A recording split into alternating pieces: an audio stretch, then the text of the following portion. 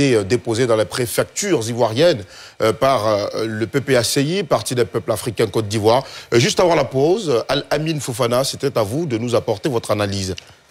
Pour moi, c'est une belle action, mais cette action-là, je la trouve dépassée. Je la trouve dépassée parce qu'il y a deux constantes en politique qui nous permettent de lire les revendications des hommes ou des partis politiques, la diatopie et la diachronie. L'une étant l'évolution dans le temps, l'autre étant l'évolution dans l'espace. Au-delà de la révision des listes électorales dans le temps, les deux grandes revendications du PPACI étaient le président Laurent Gbagbo sera candidat à l'élection présidentielle et le président Alassane Ouattara ne sera pas candidat à l'élection présidentielle parce qu'il juge le 4e mandat frappé d'illégalité. À cette réalité-là, dans le premier cas, la mécanique qui permet de faire en sorte que le président Laurent Gbagbo puisse être candidat à l'élection présidentielle, c'est que le PPACI a saisi toutes les juridictions compétentes pour que le président Laurent Gbagbo puisse justement recouvrir ses droits civils et politiques. En interne, ça a failli, parce que la condamnation de la justice ivoirienne est restée. Sur le plan sous-régional, ça a failli, parce que la Cour africaine des droits de l'homme n'a pas donné gain de cause à cette revendication. Sur le plan international, ça a failli, parce que l'ONU, par rapport au pacte international relatif aux droits civils et politiques, n'ont pas encore donné gain de cause au président Laurent Gbagbo. Donc j'ai fait une parenthèse pour dire que tous les jeunes du PPACI qui vont vouloir partir marcher pour revendiquer une injustice, qu'ils comprennent qu'ils sont en train de dire que c'est le président Alassane Ouattara qui manipule les institutions nationales. Il se déporte encore sur la scène sous-régionale pour corrompre tous les magistrats de la Cour africaine des droits de l'homme. Il se déporte encore sur la scène internationale pour corrompre encore l'ONU. Ça fait un peu trop. Donc cette première revendication était celle-là. La deuxième revendication, c'était de faire en sorte que le président Alassane Ouattara ne soit pas candidat. Et la mécanique qui devait conduire cela, c'était le mouvement Trop c'est trop, qui a été présenté comme un mouvement citoyen qui rassemble tous les Ivoiriens pour lutter contre les revendications, pour porter les revendications sociales et empêcher justement ce 4e mandat. Donc cette motion dont on parle aujourd'hui est une action qui s'inscrit à l'aune du mouvement Trop c'est trop. Pourtant, le mouvement Trop c'est trop, il est dépassé. Parce qu'aujourd'hui, le président Alassane Ouattara est candidat et le président Laurent Gbagbo ne l'est pas. Cette motion-là dénonce 3 choses. La première chose, c'est qu'elle estime que le Conseil constitutionnel n'a pas dit le droit. La deuxième chose, elle estime que le Conseil constitutionnel a violé les droits constitutionnels du président Laurent Gbagbo. Et la dernière chose, elle estime que le Conseil constitutionnel est de mèche avec le parti au pouvoir, orchestré par le président Alassane Ouattara, qui cherche à innocenter les coupables et à rendre coupables les innocents. Pourtant, la réalité aujourd'hui est que on a fini le débat du mouvement Trop c'est trop.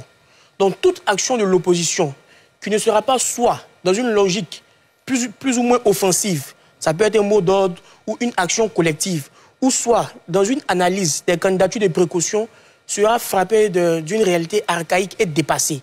D'autant plus que les préfets sont des autorités politiques déconcentrées.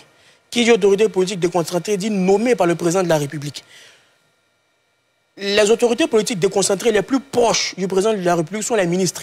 Donc quand on sait qu'il y a eu des dialogues politiques où des ministres ont été à la table de discussion et ça n'a pas porté des fruits, ce ne sont pas ces préfets-là qui pourront faire monter cela. Était-ce réellement le seul objectif de ces remises de motion au préfet? Non, justement, l'objectif ici, c'est que le président Laurent Gbagbo soit candidat. Pourtant, tous les voies, tous les moyens et recours n'ont pas porté les fruits escomptés. Donc pour moi, c'est une initiative qui est à saluer, mais qui vient trop tard. Elle devait être peut-être entreprise dans le cadre du mouvement Trop c'est trop. Aujourd'hui, on doit pouvoir être relativement lucide pour voir qu'est-ce qu'on fait. Parce qu'il y a certains militants de l'opposition, particulièrement du PPACI, qui attendent peut-être un mot d'ordre.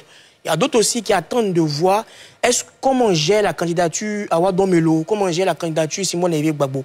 Donc je termine pour dire que toute action de l'opposition, principalement du PPACI, qui ne sera pas soit dans une logique de peut-être lutter pour recouvrir ce qu'ils estiment légal et légitime, soit d'apprécier les candidatures de précaution que représente celle d'Awa Domelo ou de Simone Evé Gbagbo, seront toujours frappés d'un caractère archaïque, vieux et dépassé. Mohamed Nour Djarassouba, vous aussi, vous estimez comme Al-Amin Fofana que cette action démocratique menée par le PPACI devrait être posée bien avant? Bien avant d'y arriver, il faut le dire aujourd'hui, c'est que c'est le droit de tout acteur politique de protester, de manifester. Vous savez, je pense que dans le cas du PPACI, c'est aussi une affaire de montrer aussi sa légitimité. Plus précisément de dire que, bien, écoutez, on continue, on existe encore. Et c'est aussi un moyen de maintenir le militantisme. Mais je pense qu'à 40 jours des élections, il y a d'autres priorités. La vraie question aujourd'hui pour la gauche ivoirienne, c'est de voir comment est-ce qu'on peut réellement se mobiliser pour avoir un projet de société. Il a parlé tout à l'heure du mouvement Trop c'est trop, mais bien avant aussi, je crois qu'il y a eu des tournées Coco. Écoutez, quand on regarde tous ces événements qui ont eu lieu, je pense que le PPACI doit être dans une logique de proposer un vrai programme de société, un projet de société justement pour pouvoir réunir toute l'opposition. Oui, mais le PPACI vous dira que le projet de société, il est là. L'homme qui doit porter le projet de société, il n'est pas sur la liste électorale. Et donc, c'est la raison pour laquelle ils entreprennent tout ça. Moi, je suis de ceux qui pensent qu'il ne faut pas être victime de l'homme-centrisme. C'est-à-dire qu'on ne peut pas interpréter tout un programme politique à la lumière d'une seule personne. Aujourd'hui, il y a de vrais défis qui sont là. La gauche, tout à l'heure, on a écouté Charles Blé Goudet qui disait qu'il faut justement qu'il y ait une alternance politique. Mais si le PPACI s'inscrit dans cette logique d'alternance politique, il est important justement de laisser tomber les mouvements de protestation. Parce que comme on l'a dit, la pression institutionnelle, elle ne marchera pas. C'est déjà acquis. On sait très bien que pour les élections de 2025, Laurent Gbagbo ne sera pas sur la liste électorale.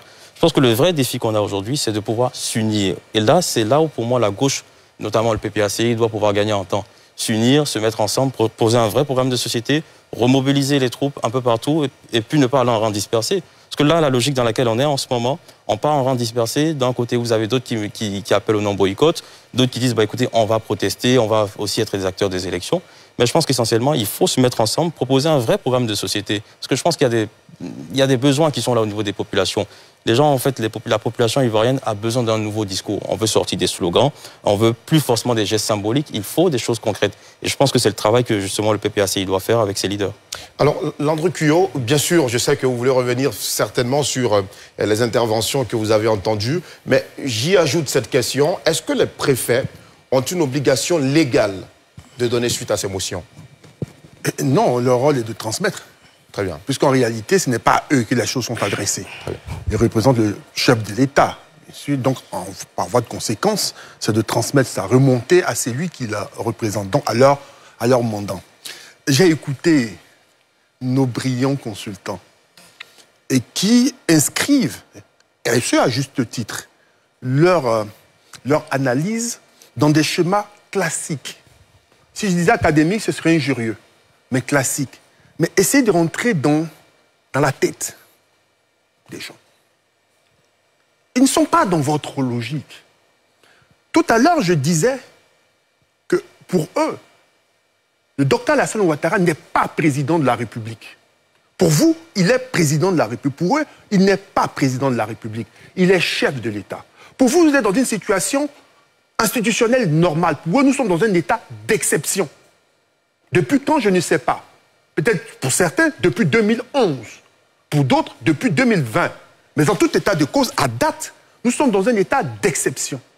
La grille de lecture que subtilement ils font passer à leurs militants, afin de les apprêter psychologiquement, c'est de les ramener plusieurs années en arrière et mettre le président Ouattara dans la situation du général Robert Gueye.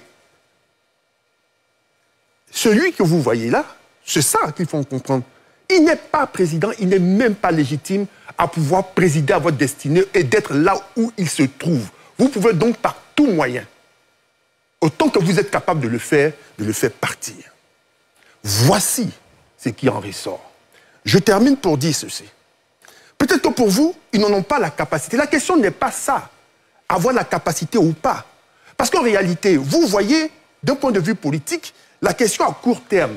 Mais pour un homme politique, il n'y a pas que le court terme, il y a le moyen et le long terme. Et un combat politique, il ne s'achève pas avec un individu. Parce qu'on veut garder un certain héritage et un combat peut se continuer au-delà même des personnes directement prises dans la situation. Donc il faut pouvoir considérer que l'on travaille à construire un récit qui doit survivre au président Laurent Gbagbo et même transcender la personne du président Alassane Ouattara. C'est important de le souligner parce que toutes les actions que les gens vont poser par la suite vont dépendre de comment est-ce qu'ils perçoivent l'état de Côte d'Ivoire à date. Et c'est important. Tout à l'heure, madame, dans son propos, avait une chute extraordinaire. Peut-être qu'elle n'en avait pas perçu réellement, mais lorsqu'elle dit qu'on mène ces actions afin de rester présent dans l'actualité, mais c'est tout le fait aussi d'un point de vue politique. Ils savent qu'une campagne se fera. D'abord, on va rentrer en pré-campagne. Mais ils vont faire contre-campagne. De sorte que sur ce plateau, au lieu que de pouvoir parler des programmes des autres candidats, vous parlerez d'eux. Ils vont mener toutes les actions. Or, comme on sait comment fonctionnent les médias iront forcément là où il y a de l'audimat. Or, si donc au cours de cette campagne, ils sont plus visibles et audibles, forcément, ils ont de la présence d'un point de vue politique. Et même si l'élection se tient, on n'oubliera jamais, dans l'esprit des populations, qu'eux auraient dû être là. Et quand on continue de penser ainsi, ça fragilise la légitimité de celui qui aura acquis la légalité du fait de l'élection. Donc, voyez-vous qu'ils mènent un combat multiforme, mais dont le but final est que même si l'élection se tient, il faudrait que ce président-là soit affaibli. Et le but ultime, c'est que l'élection ne se tienne pas. Et pour que l'élection ne se tienne pas, il faut réunir, il faut construire un récit qui convainc le militant à sortir. Je sors pourquoi demain? Je sors parce que j'ai en face de moi quelqu'un qui tient un état d'exception et moi, je vais travailler afin que la République soit restaurée. Et c'est en cela que le discours de Don Melo fait tout sens. Lorsqu'il dit que moi, élu président de la République, je travaillerai à une transition. Ça paraît très absurde qu'il parle de transition, mais c'est normal. Lorsqu'on estime qu'on est dans un état d'exception et qu'on restaure la République, on travaille d'abord à établir une sorte de transition afin de réhabiliter les institutions, réhabiliter les gens dans l'esprit et dans la lettre pour ensuite construire une République par la suite. Donc, on est dans cette logique-là, dans cette lecture qu'il ne faut pas écarter du revers de la main. Alors, Faïsaline Tesquakou, selon vous, cette démarche, qu'est-ce que ça traduit, qu'est-ce que ça révèle sur la stratégie politique du PPACI à quelques semaines de la présidentielle? Écoutez, comme je l'ai dit, aujourd'hui, le PPACI est dans une démarche claire. Si notre candidat, je parle en tant que PPACI, si notre candidat n'est pas à la présidentielle, alors il n'y aura pas d'élection. Et donc aujourd'hui, on veut taguer ce parti, pour la plupart, d'être un parti d'insurrection. Ils ont fait beaucoup de communiqués de presse. Il y a eu le cas de la députée au niveau du PPACI qui a été emprisonnée. On a récemment le cyberactiviste. Donc aujourd'hui, le PPACI se dit, bon ben, il faut que je passe par la voie déjà, on va dire, pacifique. Donc, il y a eu la marche Trop c'est trop, et j'étais leader avec le PDCI-RDA. Maintenant, il y a ces motions. Et donc, comme je disais, pour moi, c'est d'attendre quelle est la suite. Aujourd'hui, on a tous peur, on se demande, ben, qu'est-ce qui va se passer? Mais moi, je pense qu'à la tête de ce parti, il y a eu un ancien président de la République. Donc, attention, on ne peut pas forcément prédire ce qui va se passer. Et c'est quelqu'un qui est fin dans la politique.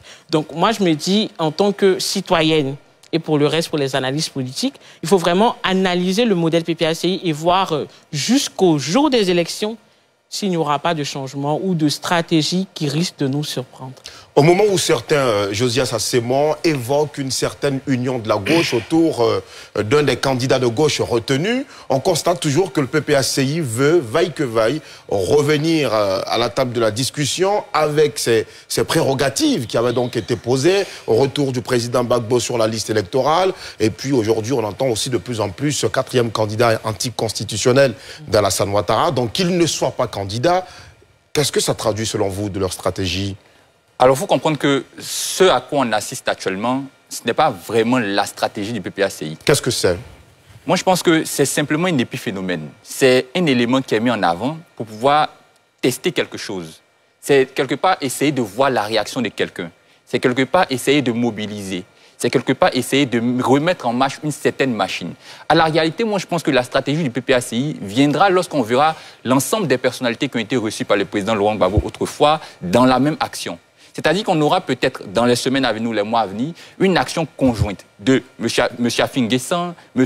Assalé Timoko et consorts avec le leader du PPACI en train de militer pour une cause. Il faut rappeler que le PPACI, par le canal de M. Laurent Gbagbo, a toujours dit une chose. Il n'y aura pas de quatrième mandat, je serai candidat à cette élection. Donc si on va, disant que cette action qu'on vient de voir est la stratégie qui est mise en place, alors il faut clarifier le fait que cette stratégie, ou du moins cette action, a une portée administrative. Alors que tous, nous sommes conscients du fait que le problème face auquel M. Laurent Gbagbo est confronté ne peut trouver solution actuellement que par décision politique ou par acte politique. On se rappelle également le 6 avril 2005, où il y a eu ce qu'on appelle le tout premier accord de Pretoria, qui par la suite a conduit M. Laurent Gbagbo, le 27 avril 2005, à prendre une décision, permettre à ce que certaines personnalités soient candidates à l'élection prochaine présidentielle. Il est également conscient du fait que la décision, ou du moins la situation dans laquelle il se trouve, ne peut avoir résultat que par le canal d'une action politique. Donc, ce face à quoi nous sommes confrontés, pour moi, n'est pas vraiment la stratégie du PPACI. Nous sommes en train de vivre un épiphénomène qui va par la suite dresser la stratégie effective du PPACI, qui sera menée conjointement avec les autres partis politiques. Très bien. Alors, c'est vrai, je vais donner la parole à Lamine Fofana tout à l'heure, mais Landry Cuyot, c'est vrai que certaines crises, certaines situations dans notre pays ont eu une résolution grâce à des accords politiques. On a mis par moments les partis politiques au-dessus de nos lois fondamentales. Ils se sont assis, ont trouvé des solutions et sont allés à des élections à un moment donné de notre histoire. Certains aussi posent cette question qui est tout à fait légitime. Pourquoi est-ce qu'on n'en fait pas pareil en 2025? Écoutez-moi bien. Oui. Écoutez-moi très bien.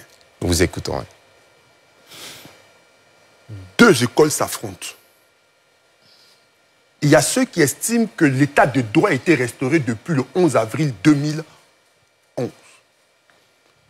et que la Côte d'Ivoire n'est pas en crise. Et parce qu'elle n'est pas en crise, il n'y a que le droit pour pouvoir assurer la régulation du fonctionnement des pouvoirs publics, notamment le renouvellement de nos instances dirigeantes. Et à ceux qui estiment que la Côte d'Ivoire est en crise, nous sommes en mode état d'exception. Et c'est pourquoi est-ce qu'ils font prévaloir la solution politique à la solution juridique. La stratégie, oui, il y a une stratégie. Ce que vous voyez est un élément de cette stratégie-là. C'est une grille de lecture que l'on donne. Je répète, plusieurs estiment que nous sommes dans un état... Excusez-moi, mais quand vous dites plusieurs, vous parlez des populations ou des acteurs politiques? Je parle des acteurs politiques. D'accord. Parce que ce sont eux qui donnent le là, n'est-ce pas? Ce sont eux qui interprètent, ce sont eux qui donnent les éléments de langage. Des acteurs politiques estiment que nous sommes dans un état en crise, qui a besoin d'être normalisé. Et donc, si nous sommes dans un état en crise, à ce moment-là, le droit n'a pas prévalence. C'est la politique, l'action politique, le jeu politique. Or, la politique se résume bien souvent et malheureusement dans un rapport de force. C'est le rapport de force qui soumet Laurent Gbagbo aux différents accords. Alors donc, on va travailler sur le rapport de force. Et ce rapport de force, il n'est possible que lorsqu'on arrive à faire adhérer à sa cause par un récit, plusieurs personnes. C'est ce à quoi l'on assiste. Et patiemment. N'oubliez pas qu'à un meeting, Laurent Gbagbo disait ceci. Nous allons descendre dans la rue. Un jour, nous allons descendre. Mais nous n'allons pas descendre le jour où on nous attend. C'est cela. Un jour, là, ça peut être avant le 25. Le 25 ou après le 25. Vous dites que vous attendez un mot d'ordre, mais le mot d'ordre, il est donné. Sauf que dans ce langage, il y a deux choses qu'il dit. Il annonce ce qui doit nécessairement se faire. Parce que nous sommes dans un état qui n'est pas un état de droit pour eux. Et qu'on est dans une situation d'exception. Et qu'il faut qu'un rapport de force soit enclenché afin que nous puissions restaurer, selon eux, l'ordre qu'ils estiment être de droit. Mais ça veut dire aussi que le mot d'ordre que vous attendez là, il est subordonné à quelque chose. Il est subordonné au fait que l'on puisse réussir cela si le rapport de force est en notre faveur. Donc, il donne donc un préalable et il donne les justificatifs selon lesquels le préalable n'aurait pas pu se faire entre-temps. Donc, il se dédouane en même temps. Regardez, on va faire ça. Mais si on ne le fait pas, c'est parce que l'autre est trop prêt. Il est trop assuré. Il est trop apprêté. Donc, si demain, il n'y arrive pas, au moins, il est dédouané vis-à-vis des siens pour dire, j'avais voulu le faire, mais pour vous, pour votre propre sécurité, ou pour réussir cette action-là, je ne l'ai pas fait parce que l'autre est bien trop apprêté. Mais dans tout état de cause, on fait et on convainc ces militants qu'ils ne sont pas dans un état de droit et qu'à tout moment, ils devaient pouvoir s'apprêter à ce que l'ordre puisse changer, mais le rapport de force est si décisif. Donc, ils ne s'inscrivent pas dans la démarche logique de droit républicaine, non. Parce que pour eux, nous sommes dans un état qui est d'exception. Très bien. Lamine Fofana. Il y a quelques éléments qui ont été mentionnés avec lesquels je ne suis pas trop d'accord. Parce que, après, on ne détermine pas la nature d'un pays par rapport à ce que les acteurs politiques estiment. Non, je dis... Non, je termine. Donc, on ne va pas baser la réalité d'un pays par rapport à ce qu'ils estiment dans leur tête. Souvent, la réalité de certaines personnes, c'est que quand on met en évidence certaines analyses d'ordre théorique, ils estiment que c'est trop théorique. La théorie, c'est la simplification de la réalité. C'est-à-dire, on observe un comportement X sur une période de telle date à telle date, et on estime que dans cette situation-là, voici comment l'homme se comporte. On la théorise. Les partis politiques d'opposition ne peuvent pas dire aujourd'hui que le président Alassane Ouattara n'est pas président de la République de Côte d'Ivoire. De 2011 à aujourd'hui 2025, tous les grands leaders de l'opposition ont reconnu la casquette de chef d'État et de président de la République au président Alassane Ouattara, et dans les tests et de manière orale. Parce que les correspondances, les nombreux courriers de dialogue politique, de discussion vis-à-vis du RHDP en tant que parti d'opposition et vis-à-vis de la présidence de la République en tant qu'État central ont toujours fait mention du président de la République. C'est vrai que le président Gbagbo, je ne vous arrête pas, le président Gbagbo à son retour dit de lui président de la République. Bien sûr, eux tous. Le président Tidiane Thiam, le président Laurent Gbagbo. Donc ils ne peuvent pas nous mettre dans une situation de crise. La Côte d'Ivoire post Laurent Gbagbo après sa victoire à l'élection présidentielle n'est pas la même qu'aujourd'hui. Il y a des indicateurs qui sont dus de peau. Le président Laurent Gbagbo, après les élections de 2000, les gens lui disent que tu as été mal élu. Et la justification du fait qu'il a été mal élu se constate sur le terrain. Le pays est divisé en deux. Par des rébellions, par des tentatives de coup d'État. Il n'a pas l'intégralité du territoire. La Côte d'Ivoire, après Alassane Ouattara en 2011, il a l'intégralité du territoire. Il aménage qualitativement le territoire. Donc on ne peut pas nous produire un narratif où on reconnaît la présidence et le titre de chef d'État à quelqu'un, et puis vouloir prétendre créer une situation de crise pour dire qu'on est dans une situation de crise, donc on n'est pas dans la même logique. Ça, c'est le premier élément. La deuxième chose, c'est la question de vouloir jeter le discrédit sur la légitimité légale et rationnelle du président de la République. Ça ne va pas marcher. Pourquoi? Aujourd'hui, en Côte d'Ivoire, vous ne pouvez pas démontrer que le scrutin qui arrive ne sera pas inclusif, parce que dans ce scrutin-là, on a un Awa Domelo. Awa Domelo, c'est le vice-président, c'est l'ex-vice-président du PPACI. Du FPI. Du PPACI. Du PPACI, oui, bien sûr. Hein. On a Jean-Louis Bion, qui est un cadre. C'est-à-dire quand on prend les 10 personnalités les plus emblématiques du PDCI, Jean-Louis Bion y figure. Comment on arrive à faire comprendre à l'opinion nationale et internationale qu'on a un scrutin exclusif qui est frappé d'illégalité et d'illégitimité, qu'on a ces personnalités-là qui sont retenues. On a Simon Erik Gbagbo qui a fait le beau jour du FPI. Comment on arrive à le faire comprendre? Ce qui diffère, par exemple, de 2000, où Alassane Ouattara n'était pas candidat, Henri Konan Bédié du PDCI n'était pas candidat. Donc les dynamiques ont changé. Et puis, aujourd'hui, même quand on prend la compréhension triptyque des légitimités, je ne vais pas vouloir dire Max Weber, sinon on va dire en fait de la théorie, mais il y a 3 types de légitimité. On ne peut jamais contester la légitimité charismatique d'Alassane Ouattara et de Laurent Gbagbo. C'est-à-dire Laurent Gbagbo, même quand il gagne l'élection de 2000, quand on dit qu'il a été mal élu, sa légitimité charismatique, là, on ne peut pas la contredire. On ne peut pas contredire la légitimité traditionnelle de Laurent Gbagbo, ni d'Alassane Ouattara. Mais la légitimité légale et rationnelle, on peut toujours l'observer comme on veut. Même Félix Houphouët-Boigny lui-même, la première République de la Côte d'Ivoire enjoint le multipartisme. Félix Houphouët-Boigny estime qu'on est une jeune nation, donc on a besoin d'unité nationale. Donc il ferme la porte au multipartisme pendant 30 ans. Et pendant ces 30 ans-là, les voix s'élevaient pour dire qu'il n'est pas démocratique, il n'est pas légitime. Mais qui pouvait contester la légitimité charismatique et traditionnelle de Félix Houphouët-Boigny? Donc pour dire que l'appréciation de la légitimité légale rationnelle des acteurs politiques varie selon les circonstances. Ils peuvent le faire hier comme aujourd'hui. Mais la réalité terrain fait qu'aujourd'hui, vous devenez ridicule, excusez-moi du thème, quand vous dites qu'aujourd'hui, la Côte d'Ivoire est un pays en crise. On peut dire que la Côte d'Ivoire est un pays en reconstruction. Mais la Côte d'Ivoire n'est pas un pays instable. On peut dire que la Côte d'Ivoire est un pays faible. Mais la Côte d'Ivoire n'est pas un pays failli. Parce que les États faillis ont leurs critères. Les États instables ont leurs critères. Un pays ne peut pas être dans cette situation-là. Et puis, par exemple, organiser la Coupe d'Afrique des Nations, avoir des partenaires internationaux, etc. À un moment donné, la réalité terrain fait que le discours n'est plus crédible. Très bien. Mohamed Nour Djirasouba. Oui, bon, en fait, je voulais revenir pour poser une question à Landry Couillot. Oui. Écoutez, quand on dit, je trouve ça encore une fois plus regrettable qu'à 40 jours des élections, on soit en train de faire un débat de personnes, qu'on soit en train de parler de la présence de Laurent Gbagbo aux élections ou pas. Bon, je pense qu'à 40 jours, on devrait être en train de parler de programme, parce que je pense qu'il y a une partie de la population qui a soif aussi d'alternance. Et il faut les écouter, il faut comprendre les besoins de ces personnes-là. Et quand vous dites aujourd'hui qu'effectivement, il y a certains acteurs politiques qui estiment que le président Ouattara n'est pas le président de la République, mais le chef de l'État. Moi, ma question, c'est, est-ce que pour cette minorité, pour cette infime minorité, faut-il bloquer toutes les activités politiques du pays? Faut-il bloquer le pays pour ces personnes-là? Ou est-ce que le pays doit aller de l'avant? Ou est-ce que l'opposition doit se mettre en coalition et proposer quelque chose de concret? Regardez le cas du Sénégal, je termine sur ça. Il y a eu le souci de Premier ministre Sonko.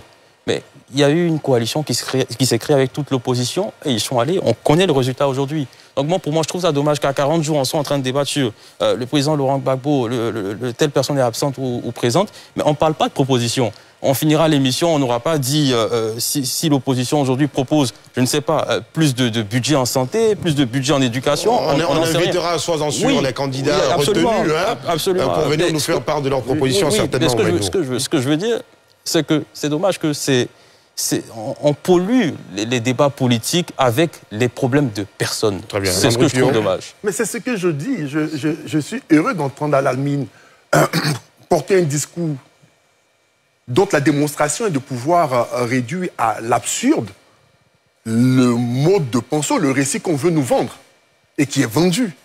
Je vous dis ce qui est, ou tel que j'interprète ce qu'ils sont en train de faire. Je ne dis pas que c'est ce que je pose, je dis voici donc ce dans quoi est-ce qu'on s'inscrit. Mais en t'écoutant, cher ami, je suis heureux de savoir que ton propos est partagé par bon nombre d'Ivoiriens et ils t'entendent et cela va faire forcément écho. Parce que tu leur donnes des éléments de réflexion, de langage, afin de pouvoir déconstruire cet élément. Je suis absolument d'accord avec toi, mais cela n'empêche pas que la réalité, c'est qu'il y a des personnes qui pensent contrairement à toi. Vous me dites c'est regrettable, mais est-ce que c'est moi qui ai donné le sujet de l'émission? Tout à l'heure, qu'est-ce que j'ai dit par rapport à la contre-campagne qu'ils feront? Ils vont vous contraindre ou... Ah non, c'est pas regrettable pour vous, pour oui, mais justement, oui, pour tout le monde. Il faut préciser. Ils vont emmener les médias à parler d'eux, à vous maintenir dans ce débat-là. Constamment, ils vont tout faire pour ne pas que vous vous en sortiez. Ils vont tout faire pour que, au sujet de l'actualité, ce soit ça. Ils soient plus visibles, plus audibles que ceux qui ont été retenus. Et qu'au niveau national, sous-régional et même international, on ne parlera même pas des lagos, on ne saura même pas qui est-elle. On ne va même pas entendre même 10% du programme de Don Melo, etc. On ne va même pas s'en occuper. On va s'occuper, se préoccuper de eux. Qu'est-ce qu'ils vont faire demain? La hantise. Qu'est-ce qu'ils vont faire demain? Donc, avant même que l'actualité ne soit faite, nous-mêmes, dans nos spéculations, on va leur proposer une actualité. Mais d'un point de vue de la stratégie politique, c'est admirable. Ils réussissent quelque chose. Maintenant, c'est aux médias. Est-ce que les médias seront ces accompagnateurs de cette démarche-là? Ou alors, ils vont mettre les lumières sur ceux qui méritent d'avoir les lumières, l'écho, l'écoute des médias, parce qu'eux ont le mérite d'avoir été retenus par le Conseil constitutionnel et ils devraient avoir toute la surface. Ils devraient avoir une des journaux, ils devraient avoir les plateaux de télévision afin de nous proposer. Donc c'est de ça qu'il est question. Et leur bataille à eux, on ne peut pas le leur nier, on ne peut pas leur refuser ça. Leur bataille, ce n'est pas être oublié. Leur bataille, c'est d'être présent, plus présent même que ceux qui sont censés être présents. Et c'est ce que je dis. Merci, monsieur. Nous allons marquer à 7. Il faut préciser à ceux qui viennent de parler dans cette vidéo que aujourd'hui, ils peuvent trouver en Alassane Dramane Ouattara toute légitimité. C'est normal. Moi-même, étant un vrai partisan du président Laurent Gbagbo, j'ai toujours dit, le président, par son envie de paix, a accepté de reconnaître Ouattara comme président quand il est rentré en 2021. Mais nous, on n'a jamais aimé ça. On n'a jamais apprécié ça. Mais nous avons un leader. Quand il pose un acte, on sait qu'il est mieux renseigné que nous. On sait qu'il est plus expérimenté que nous. On sait que sa stratégie a toujours été la bonne. Alors on la suit. De ce fait, personne ne dit aujourd'hui que malgré que ce mandat est illégal, on ne l'a pas reconnu. On l'a reconnu. On l'a légitimé. Mais ça ne fait pas de ça un mandat illégal. Non. La Constitution interdit de faire plus de 2 mandats. Quand tu es dans un 3e mandat, tu es dans une situation illégale. Si Al-Amine Fofana, dans cette vidéo, peut dire que la raison pour laquelle le président Laurent Gbagbo, selon eux-mêmes, a été mal élu en 2000, c'est que le pays a été divisé. Bon, posons-nous donc la question de savoir si Ouattara est mal élu en 2025, qu'est-ce que ça va donner? C'est où on parle. Est-ce que la légitimité qu'il n'avait pas au 3e mandat, mais que l'opposition lui a quand même donné un peu, est-ce qu'il aura la même légitimité si l'opposition décidait de ne pas le reconnaître comme président de la République? Voici des questions qu'on se pose. Alassane Ouattara ne sera pas reconnu, même s'il était élu par tous les voies et moyens. Ils peuvent faire tout ce qu'ils veulent. Je vais aussi dire à M. Landry Cuyot que oui, vous n'avez pas tort. Le président a dit on va lutter, on va se battre. Un jour, on va envahir toutes les rues d'Abidjan. Mais ce n'est pas quand ils nous attendent, mais on va sortir quand même. Voyez-vous, ça crée de la panique dans le camp inverse. Alassane Ouattara ne cesse d'arrêter tous les jours. Il a oublié tous les autres partis et il est en train de détruire le PPACI. Il arrête tous les jours, toutes les secondes, toutes les nuits, toutes les matinées au PPACI parce qu'il pense que le mot d'ordre sera déjà donné. Donc stratégiquement, le président Laurent Gbagbo a lancé des petits mots et eux-mêmes sont en train de montrer toute leur stratégie. Et qu'est-ce que le PPACI est en train de voir aujourd'hui? Le PPACI est exactement en train de voir comment ils vont agir. Donc nous savons donc que dès l'instant on va prendre l'heure, ça sera pour mener la lutte jusqu'au bout. Ça sera pour mener la lutte jusqu'au bout. On ne va pas rester là s'asseoir sans rien faire. On ne va pas rester là et s'asseoir sans rien faire. Ça, c'est ce qu'il faut dire à Alassane Ouattara. C'est ce qu'il faut dire à ces gars. C'est ce qu'il faut dire à toute la Côte d'Ivoire. Monsieur Ouattara ne sera pas le président de la République de Côte d'Ivoire. Même s'il venait à être élu, il ne sera reconnu par personne. En tout cas, si le président Laurent Gbagbo venait à reconnaître monsieur Alassane Ouattara comme président pour un 4e mandat, moi, je serais déçu. Ça, je le dis clair. Je serais déçu s'il venait à reconnaître M. Alassane Ouattara comme président dans ce 4e mandat. Mais je sais que l'homme ne peut plus reconnaître Alassane Ouattara. Parce que lui-même, il a dit qu'un 4e mandat sera une horreur. Donc, vous pouvez donc prendre de l'argent, être payé, être bien, dire tout ce que vous avez à dire. Mais dites-vous que si vous donnez des justificatifs sur le fait que le pays a été divisé après les élections de 2 parce que Gbagbo avait été mal élu, parce que exclure les élections de haute figure n'était pas une bonne chose. Dites-vous donc que exclure et je pense que c'est ce qu'Lamine Fofana veut dire, mais qui dit indirectement. Exclure Tidjane Tcham et Laurent Gbagbo aussi pourrait faire d'Alassane Ouattara un président mal élu en 2025 et ça pourra donc donner des contre-réactions que tout le monde peut imaginer aujourd'hui.